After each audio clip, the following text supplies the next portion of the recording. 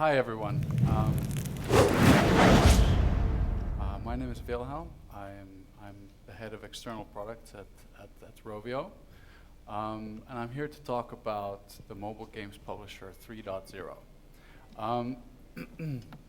It's divided into three sections. I'll speak a little bit about the evolution of mobile games publishing, and then I'll pass the mic over to Exient, our trusted partner on Angry Birds Transformers. They're going to be speaking about that project, and then I'll shed some light on the type of way we work in at the moment within Rovio. So the first section, evolution of mobile games publishing. I wanted to just take a step back and look at where this industry is coming from. I've plotted the end user generated revenue or end user generated spending on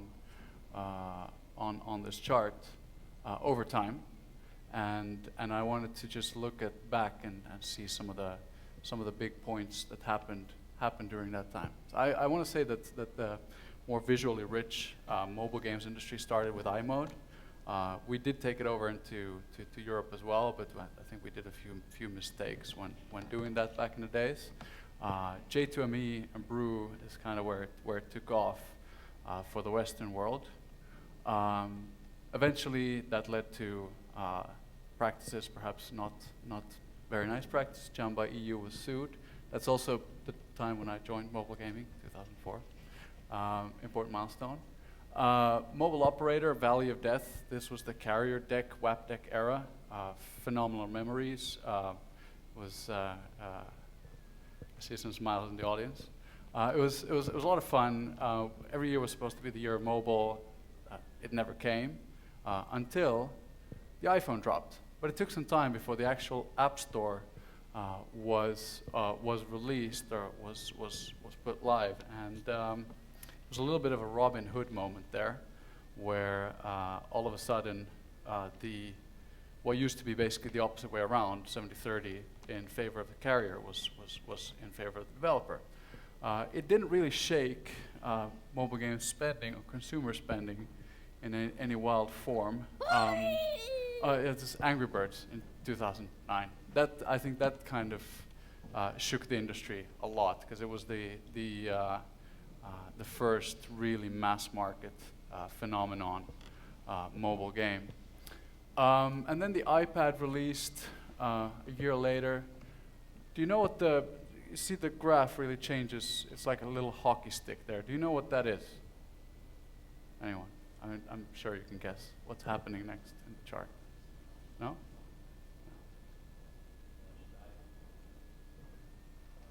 In-app purchases were allowed. That set the whole industry on fire, and it really kind of generated this massive phenomenon that we are in at the moment. Zooming in a little bit on that smartphone era, dividing mobile games publishing into three different phases: 1.0, 2.0, 3.0. Want to speak a little bit about each of those. 1.0 was, I'll say, a phase when getting featured on the store was this holy grail, and you could build something phenomenally successful only with that. And there was quite a few successful both publishers and games with this approach.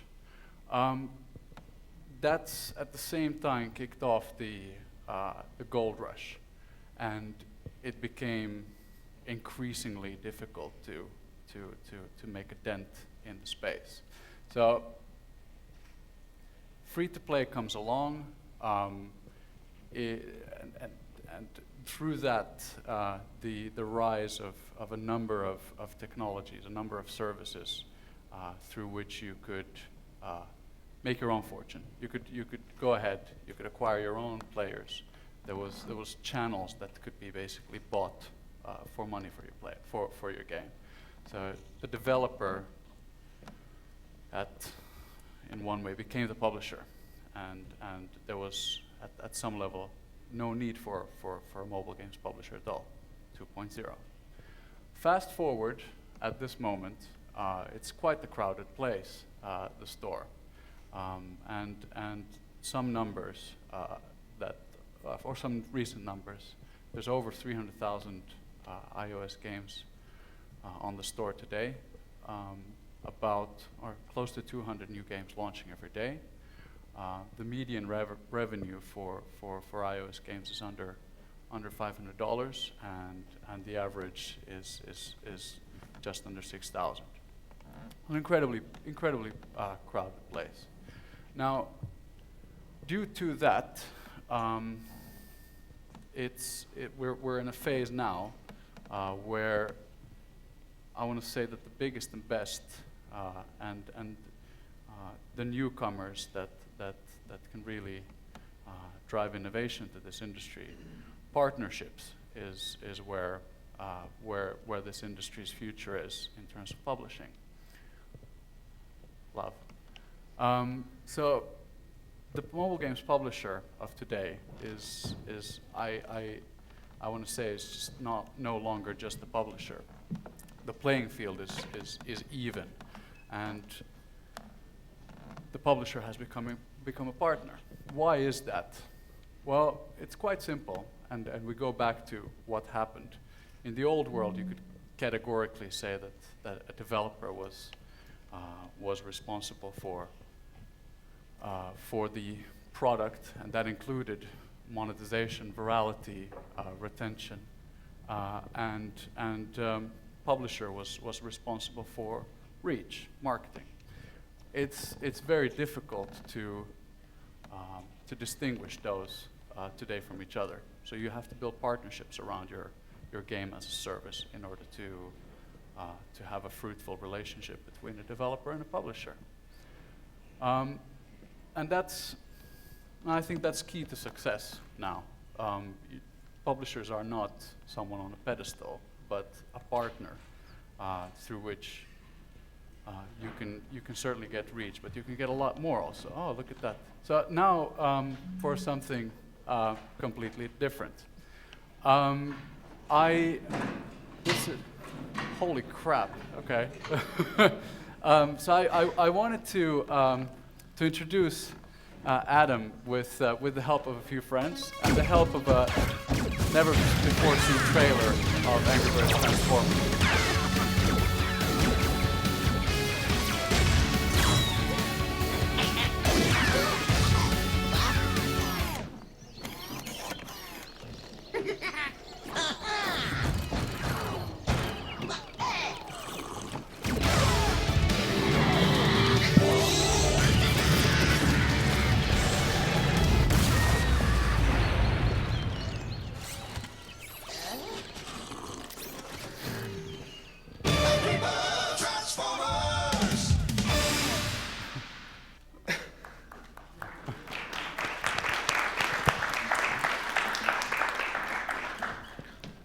On this, I think. Hi guys. So, yeah, my name's Adam Wells. I'm the production director at Exient's Leamington studio, which is where we developed Angry Birds Transformers with the help of Rovio. And I just want to tell a few tales, really, to just kind of back up what Wilhelm's already been speaking about. And I'll start by just telling you about our studio, Exient Leamington. We formed in July 2013. Originally, there were 4 of us, plus myself. And by September 2013, we'd grown to about 20 people. By December 2013, we'd signed up to do Angry Birds Transformers. The security that this gave us allowed us to continue to grow. And now there's about 40 of us still developing and servicing Angry Birds Transformers. And being a producer, I actually wanted to pick up on a couple of the points from I'm not sure if you've heard of it, the Agile Manifesto for Software Development, which I think is a really good way of showing how developers and publishers should be working together. So the first one I wanted to talk about is this idea of the working game over comprehensive design documentation. So when we started up, there were a few different publishers that we were talking to, and often in the sort of early pre-production phase, that could fall down due to the kind of the lack of game design documentation. You know, they'd ask for this milestone delivery schedule, and we weren't really too keen on delivering that, and Rovio allowed us to just get on with prototyping. And when we initially signed the project, it was Angry Birds Go Transformers. And very quickly this changed as soon as we got into the prototyping. So the first thing that we did was this paper prototype that within about a week we were playing this with Rovio, sat around a table. You know, the whole negotiation just sort of took a back seat at this point, and we just played the games. We played the paper prototype, which was a sort of a lane-based racing game. And very quickly, by playing this with Rovio, we all saw that this wasn't necessarily going to work. And it allowed us to already iterate the game right from the off. And we were playing this, pretty much for the first month of pre-production. We were playing this game, iterating it, playing it some more, iterating it some more. And then eventually we ended up with this, which was a metagame Flash prototype. Developed completely in Flash. It was really quick. We had it up and running, again, within 4 weeks. And in pre-production, we were playing with the metagame. It had all of our currencies in there, had an upgrade path, we had the map, had all these different characters on this wheel. And again, we could share this with Rovio, we could share this with Exient, and everyone played this in their browser. And it just allowed us to very quickly play with a working game without focusing too much on the design documentation. And it's kind of uncanny, actually, when you look at how the game looked, or looks today. It's still quite similar to the metagame prototype that we had from the off, but the amount of iteration that's gone into this has been great. And this is something we actually prioritize at Exient, which is kind of, as opposed to going for lots and lots of features, we completely prioritize iteration. And this is something that Rovio understood. And you know, they weren't too worried about the milestone delivery schedule, what features we'd promised and what features we didn't deliver. We all just wanted to iterate the game as much as possible. And the next one, which is actually a lot more relevant, is publisher collaboration over milestone negotiation. And this was an absolute pleasure to be working with Rovio, with Hasbro, on a brand like Transformers, on a brand like Angry Birds. And the collaboration that went on throughout development was absolutely fantastic. I think my favorite would be the kind of the 80s-fying of the game. So right off from the off, in the Exient studio, we were absolutely obsessed with the 80s Transformer cartoons. We took a lot of inspiration from the Transformers movie. You know, we played it in the studio. We really got involved in this. And we mentioned it to Rovio, and they were kind of going along the same path. But the great thing about working with Rovio is that they have the marketing team, the budgets, everyone there to really kind of absolutely exceed our expectations. You know, we had this poster up in the studio, and then the Rovio marketing team sent us this poster and said, "What do you think of this?" And absolutely, it nails what we were trying to achieve. And then when we were playing the soundtrack from the original film, it just so happens Rovio tell us they've gone and signed Vince DiCola to do the soundtrack for our game. So again, the back and forth was really good. And then they made the 80s comic strip VHS cartoon that looks a lot like the original Transformers cartoons, which we absolutely loved. And this guy appeared we'd done a random some concept art right at the start of development of a rock that transformed and shoot the player. We didn't really run with it anymore, but then Rovio took this concept, put it in their trailer, and then it really came to life. And we took it, we gave this rock legs, we modeled it, we animated it, sent it back to Rovio, and it appears in the next trailer that they created. So again, there was this constant collaboration. And I think probably my favorite thing that we took off of Rovio were these egg bots. If you played the game, these egg bots became the main sort of antagonist in the game.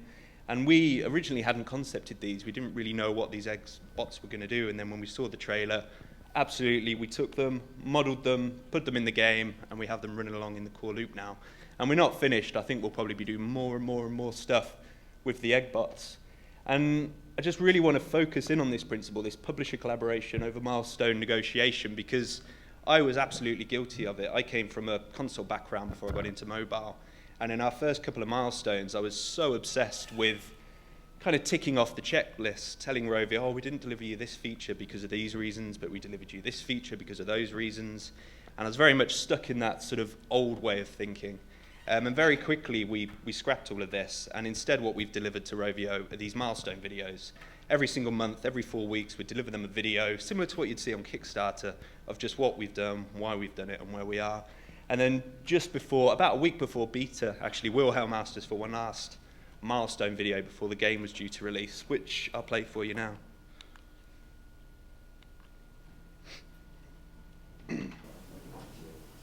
What's that, Red, playing as Luke Skywalker Bird? Rovio want us to make Angry Birds Transformers, but they need it by October 2014. 2014, October, it can't be done! We can do it if we dare.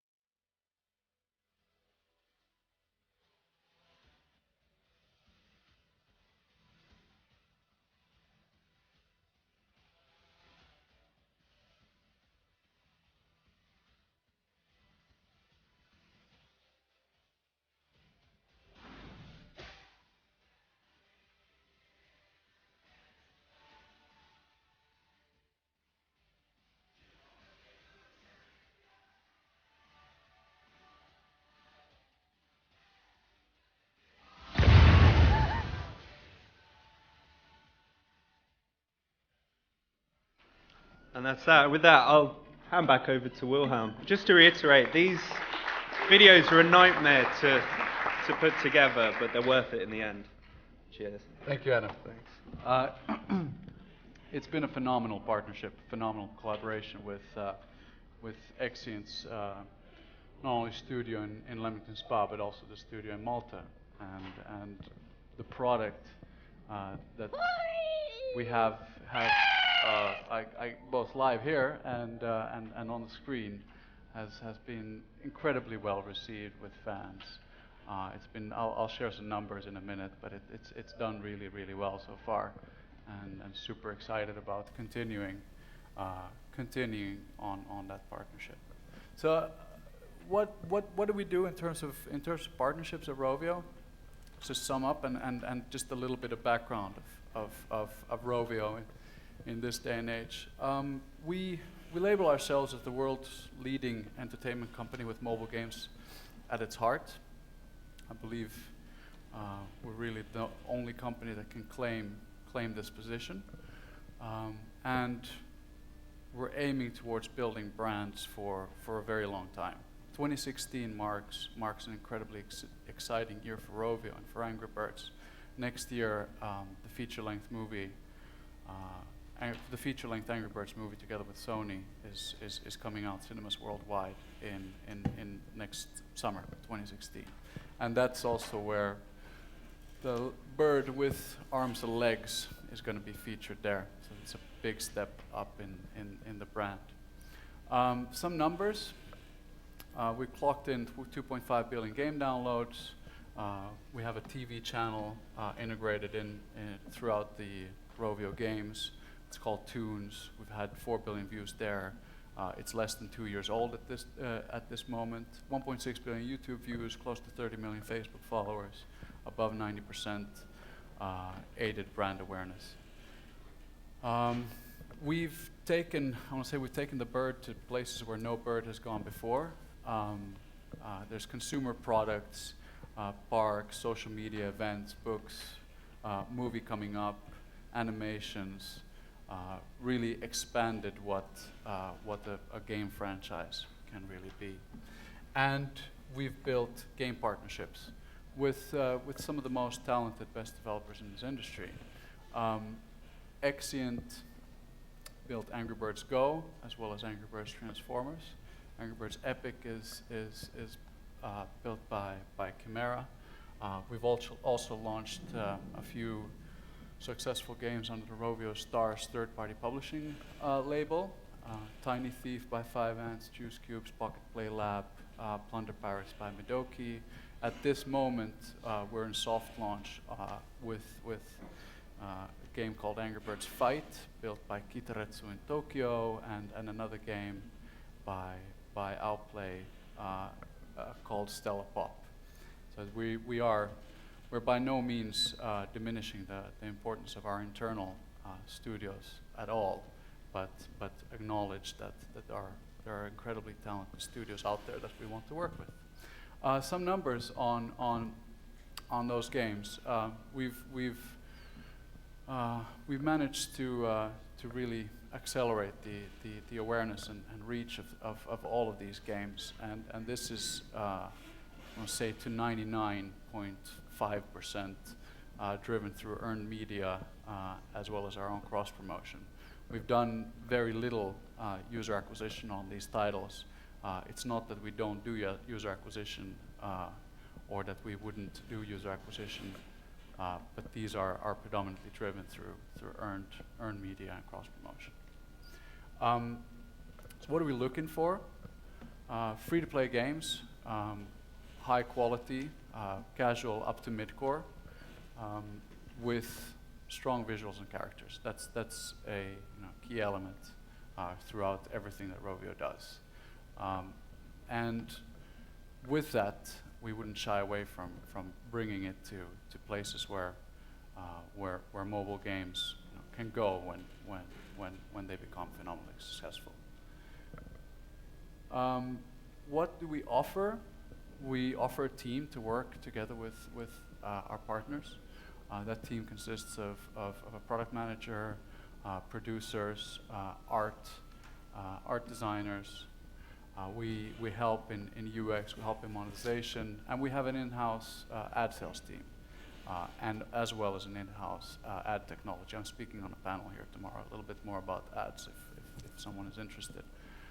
But we have a really good technology there.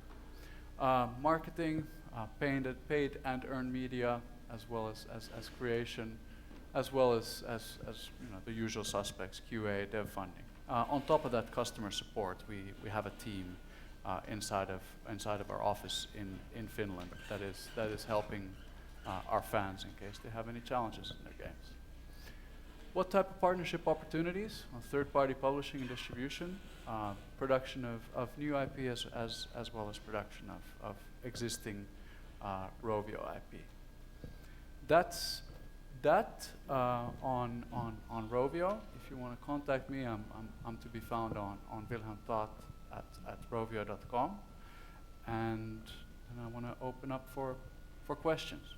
Unfortunately, we've run too long for questions. I will say that I've got like every word to Stan Bush's Dare memorized because I saw that movie 100 times as a kid. So bravo on your your choice of soundtrack, and of course, Wilhelm and Adam will be at the back of the room answering questions and signing autographs along with Optimus Prime Bird and RC Bird here. Thank you guys very much. Rovio and Exient, everybody. Thank you very much.